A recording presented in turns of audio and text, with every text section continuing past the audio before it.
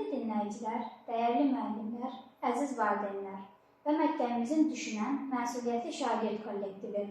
Bugün efirdə səslənən hər bir kəlmə sadəcə söz deyil, milli yaddaşın, tarixi məsuliyyətin və mənəvi borcun ifadəsidir. Bu buraxılışda bir zamanın sükutuna sığmayan bir faciəni, eyni zamanda insan iradəsinin, vətənə sədaqətin və fədakarlığın simvoluna çevrilmiş bir şəxsiyyətin həyat yolunu xatırlayırıq.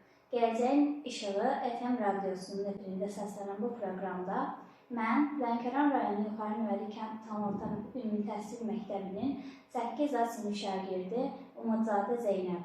Bu ağır, lakin son dərəcə vacib mövzunu sizinlə birlikdə dərk etməyə çalışacağam. Bugünkü veriliş Azərbaycan Respublikasının milli qəhrəmanı Xocalı soyqırımının şəhidi Əlif Hacıyevin xatirəsinə həsr olunur.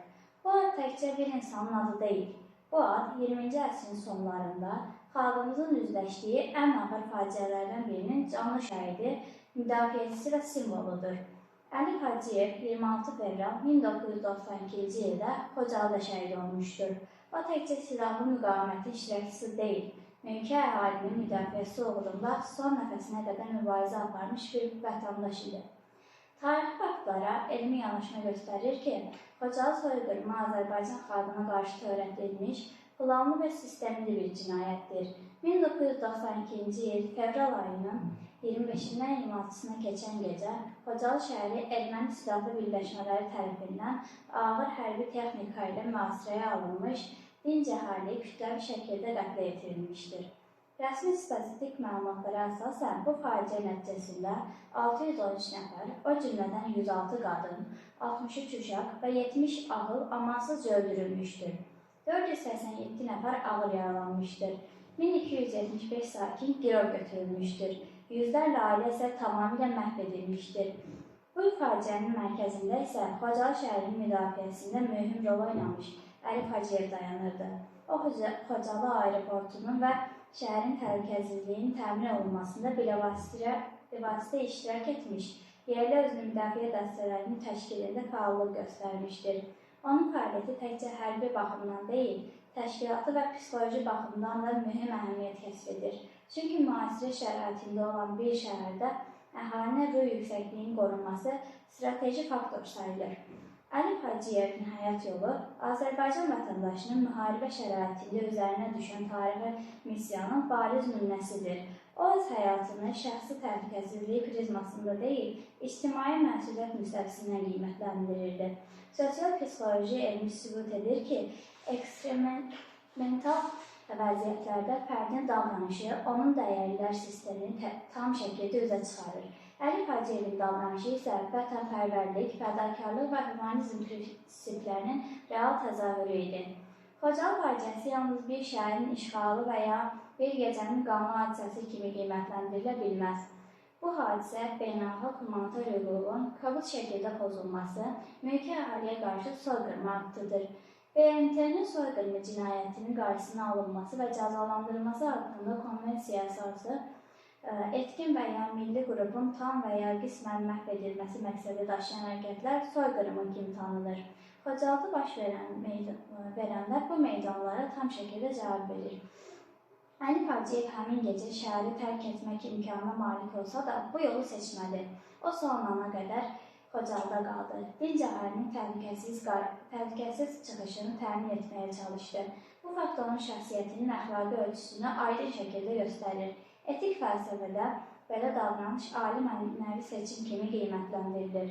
Çünki bu seçim şəxsi həyatla ictimai borc arasında edilən ən ağır, lakin ən şərəfli seçimdir. Azərbaycan Respublikasının tərəfindən Əlif Hacıyev milli qəhrəman adına layiq görülməsi təsadüfi deyil. Bu ali ad onun göstərdiyi misilsiz şücaətin vətən qarşısında xidmətlərinin dövlət səviyyəsində tanınmasının rəsmi ifadəsidir.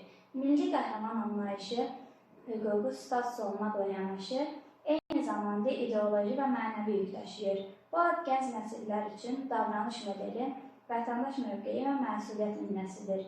Müasir dövrdə Xocalı faciəsi ilə bağlı aparılan tədqiqatlar, beynəlxalq konferanslar və statistik hesabatlar göstərir ki, bu hadisənin dünya ictimaiyyətinə çatdırılması prosesi davamlı və sistemli şəkildə aparılmalıdır. Tarixi həqiqətlərin tanıdılması yalnız siyasi məsələ deyil, həm də elmi və etik məsuliyyətdir.